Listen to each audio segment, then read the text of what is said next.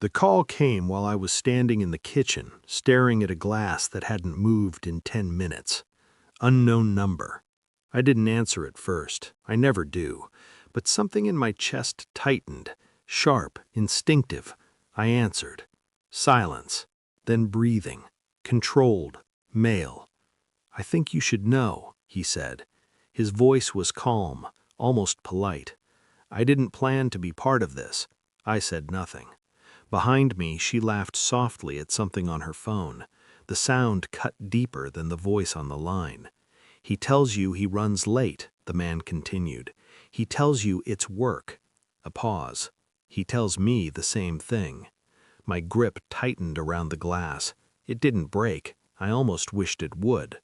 I watched her reflection in the dark window, the familiar curve of her mouth, the ease in her posture, the comfort of lies sitting perfectly on her shoulders.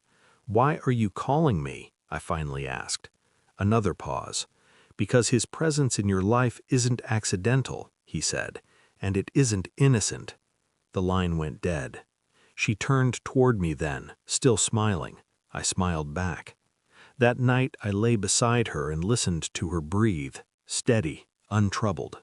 My mind replayed small moments I had archived without knowing why.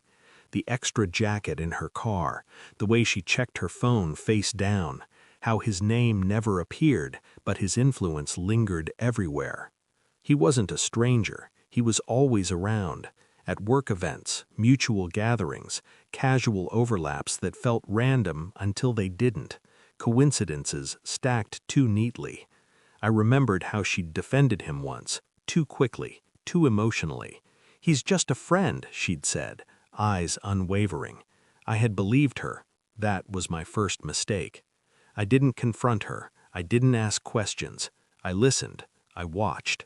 Betrayal doesn't announce itself loudly. It seeps in through silence, through the spaces between words. I began to feel it everywhere, in the way she touched me without presence, in how his name became a reflex, not a thought. I understood then this wasn't a mistake, it was a system, and I was the variable they underestimated. I became precise. Phone records first. Patterns don't lie. Numbers repeat when emotions do. Late-night calls disguised as work. Messages deleted, but timestamps remembered. I watched her closely, how her pupils shifted when his name came up, how her shoulders stiffened when she thought she'd said too much. I played my role well. Supportive, attentive, predictable. Inside, something else was forming. Not rage, calculation. I followed timelines, mapped overlaps, cross-referenced stories. He appeared wherever she felt unseen. I noticed how he watched her when he thought no one was looking. Ownership disguised as patience. The DNA test felt almost clinical, not because I doubted myself, but because I needed finality. Truth stripped of emotion. I waited. Days passed like controlled detonations. She laughed. I nodded. I memorized everything. I wasn't collecting evidence to confront her. I was collecting it to end her certainty. The envelope arrived on a Tuesday, plain, unremarkable. I opened it alone. The words were definitive, cold, mathematical. There it was, not mine. I felt nothing at first, just clarity, the kind that silences every argument you didn't know you were still having. That evening, I placed the report on the table between us. No introduction. She stared at it, then at me. Confusion flickered, then fear. "What is this?" she whispered. I waited until she picked it up, until her hands started shaking, her breath fractured. "You tested?" I nodded. She collapsed inward, as if gravity had suddenly doubled. Tears came fast, apologies faster. I didn't interrupt. I didn't raise my voice. "I already know who," I said quietly, "and I know how long." She looked at me like I'd struck her. "You should have told me," she cried. I almost laughed.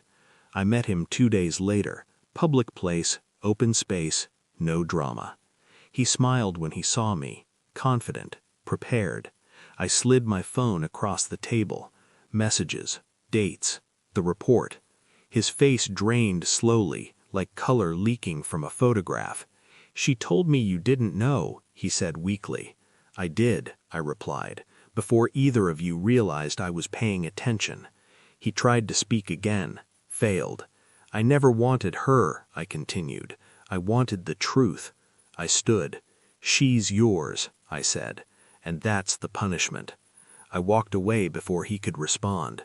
I moved out quietly, no speeches, no explanations. She called. I didn't answer. She cried. I didn't listen.